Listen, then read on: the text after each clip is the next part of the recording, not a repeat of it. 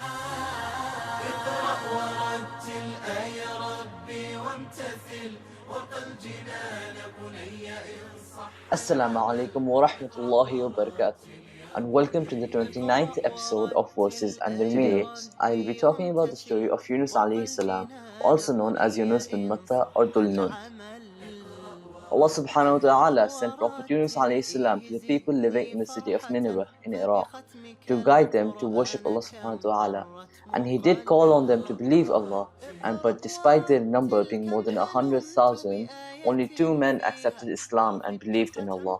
The rest stayed rooted in their disbelief. Yunus alayhi salam was patient about the harm of his people and their disbelief. However, this continued for a long time, and in the despair Yunus alayhi salam left his hometown out of anger.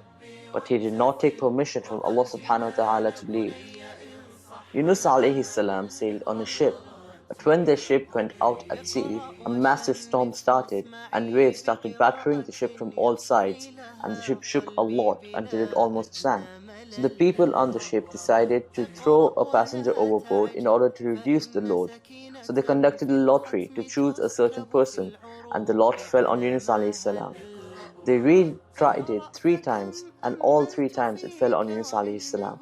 So he had no excuse except to throw himself overboard. As soon as Yunus alayhi salam went overboard, a whale came and immediately swallowed him, and he was in the belly of the whale, living in darkness, which is the darkness of the whale, the darkness of the sea, and the darkness of the night. He stayed in the whale's stomach for 3 whole days, and so he began to repent and ask for Allah's forgiveness and praise Allah. Yunus alayhi salam said, "There is no God but you. Glory be to you. I was one of the oppressors." So Allah subhanahu wa ta'ala forgave him and ordered the whale to throw Yunus alayhi salam on a land and planted a tree to grow in the shade. And he ordered Yunus alayhi salam to eat its fruits until he recovered his health. And when Yunus alayhi salam returned to his city, he found that all the citizens were now united believers.